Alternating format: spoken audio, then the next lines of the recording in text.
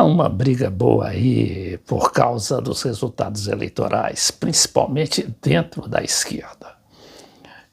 São eles se culpando por erros de estratégia ou de tática adotados nessa eleição.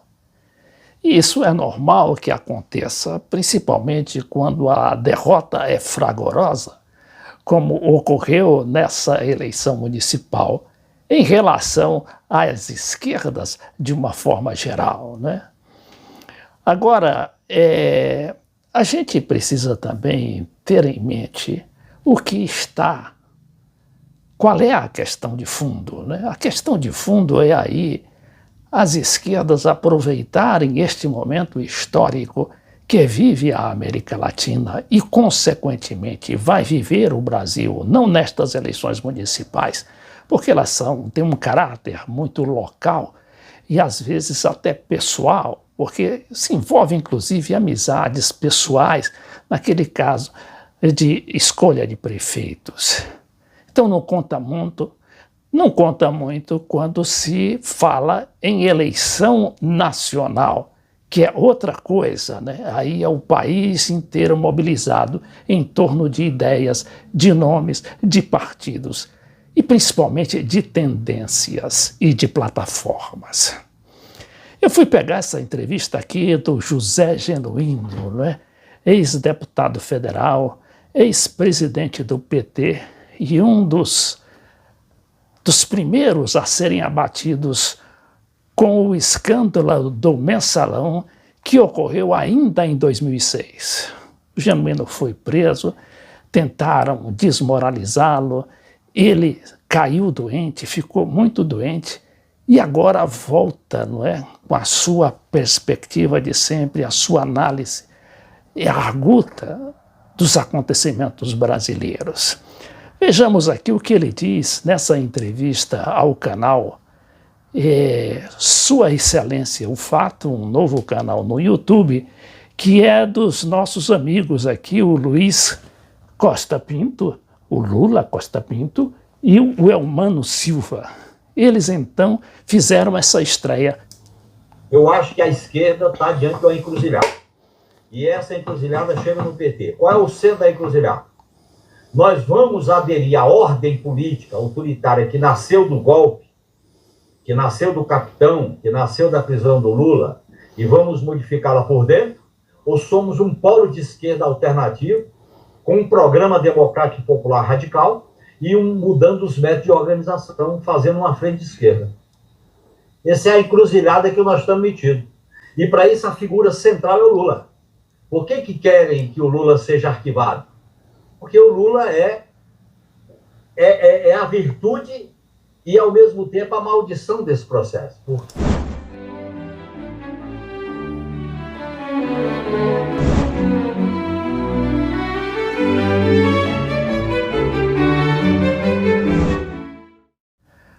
O Genuíno, a quem eu entrevistei muitas vezes para este canal, é hoje uma espécie de, não só analista, mas como pensador, porque ele se dedicou, estes anos todos que ele ficou fora, não é, da política, não fora exatamente da política, mas fora do cenário político projetado pela mídia, ele passou estudando e também se informando ali, porque ele tem muitos amigos, inclusive na própria direita, porque ele sempre foi um homem de diálogo, um homem que penetrava ali, inclusive na área militar. Ele chegou a ser assessor no plano militar do ministro da Defesa, Celso Amorim.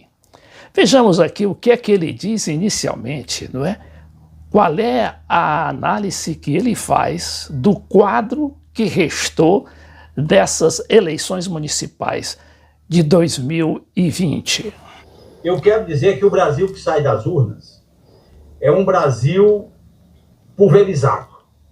Pulverizado no seguinte sentido. Quem ganhou a eleição foram as forças que defendem o status quo, as forças que representam esse sentimento confuso e difuso, com medo da pandemia, com medo da morte, com medo de perder tudo. é uma maioria política tradicional, portanto, que tem capilaridade, que tem vínculo lá embaixo.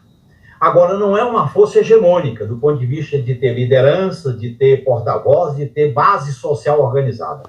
Então, aí ele diz que realmente as eleições deram a vitória a essas forças tradicionais da política, não é? Como ocorre em toda eleição municipal, onde o Centrão, com este nome ou sem este nome, mas sempre ligado aos ruralistas, ao clientelismo, não é?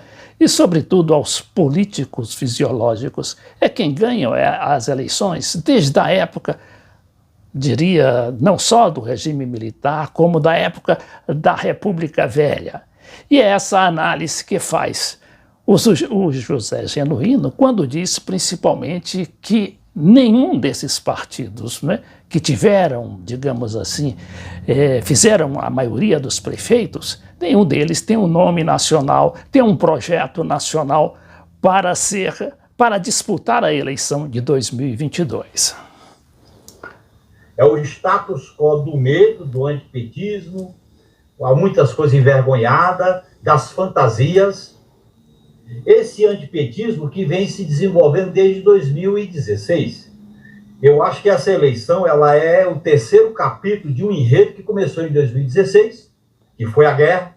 2018 foi a vitória da não política e do vale tudo, e 2020 abre-se um processo de reordenamento político em que o Brasil, que tem uma pulverização política institucional, você tem três blocos, a esquerda representada pela centro-esquerda e pelo PT, pela esquerda, a extrema-direita, que perdeu a capacidade de iniciativa política, o que é o governo do capitão, uma espécie de bonapartismo à la brasileira, e a direita mais tradicional, mais ideológica, que tem experiência, que sempre esteve presente na história política do Brasil.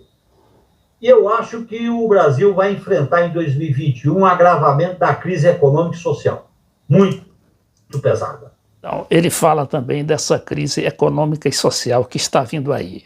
A gente sabe que a partir de janeiro não haverá mais aquele auxílio do governo para os desempregados, não é? E também para os afetados pela pandemia diretamente. Então vai haver, né, muita pressão social, que junto com a inflação e outras, inclusive debilidades do governo aqui o Zé Genuíno se refere, não é?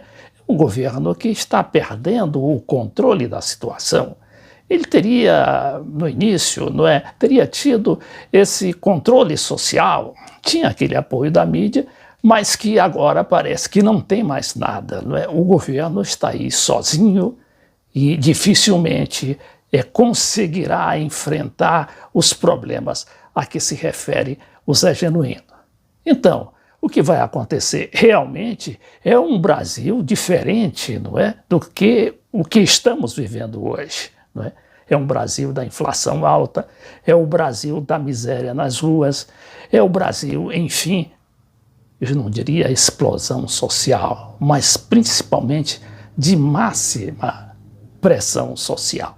E aí ele fala no Brasil dividido em três forças, não é? É o bolsonarismo hoje no governo, a direita não bolsonarista e a esquerda, não é? A esquerda tradicional, que ele acredita ainda ser liderada pelo PT e pelo Lula. Como não tem uma hegemonia, essa hegemonia depende do arranjo para 2022. É um corpo inchado, mas não tem uma liderança, não tem uma orientação, não tem uma definição mais estratégica.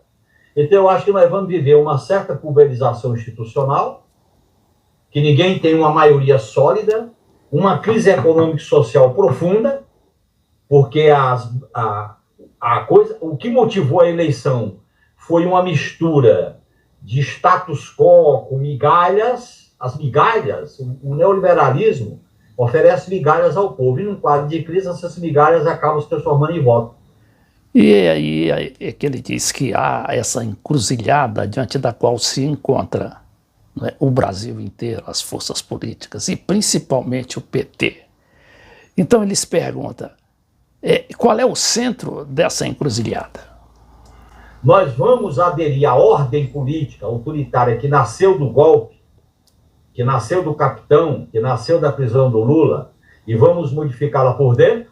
Ou somos um polo de esquerda alternativo, com um programa democrático e popular radical, e mudando os métodos de organização, fazendo uma frente de esquerda? Essa é a encruzilhada que nós estamos metidos. E para isso a figura central é o Lula. Por que querem que o Lula seja arquivado? Porque o Lula é a virtude e, ao mesmo tempo, a maldição desse processo. Porque ele está com os direitos políticos caçados, ele não se enquadra na bandeja de ouro da negociação, nem na luz do palácio, que ele já passou por lá, mas, ao mesmo tempo, tem um risco, porque as figuras políticas dependem da sua vontade, porque depende da sua representação. O Lula tem uma vinculação com a massa que ele tem que ir para a radicalidade, senão ele morre. Então, eu acho que o Brasil sai pulverizado, sai em disputa, e nós temos uma travessia delicada que é a 2021, que é a travessia da crise econômica e social. E se a esquerda não fizer uma frente para atuar coletivamente, com a plataforma, com métodos democráticos, nós poderemos, vamos dizer assim, sofrer as consequências dessa pulverização. Então, ele acha que deve haver essa frente de esquerda, não é?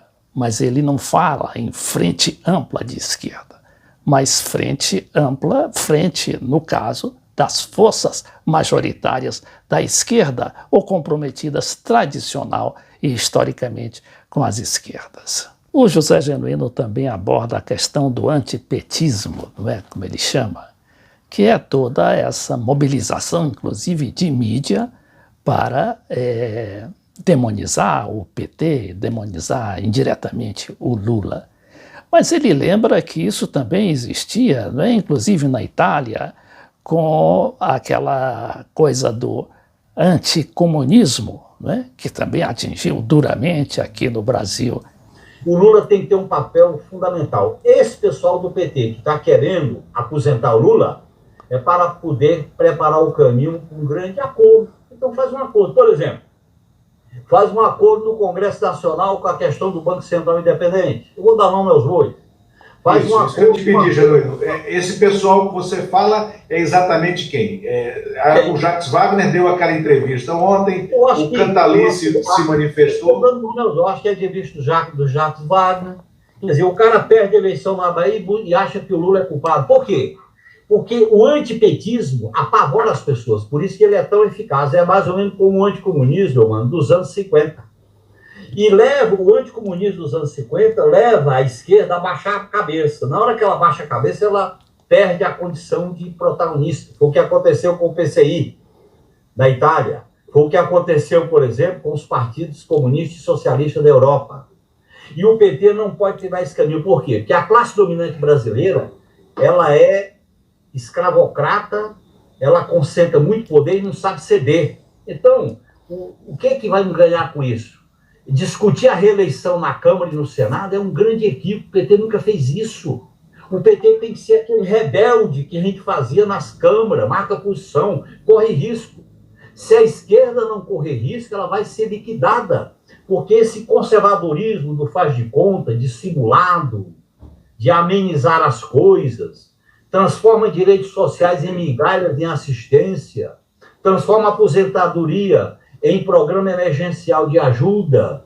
E se a gente se contenta com esse faz de conta, a gente cai na dissimulação de que os direitos sociais viram assistencialismo, os direitos humanos viram direitos privados, e a democracia é apenas uma engenharia de voto de 4 ou de 2 em 2 anos. E aí essa coisa que o Brasil, na nossa experiência de democracia de 79 até 2016, era um país da eleição, dos debates, das mobilizações, como foi a Constituinte, ele perde isso.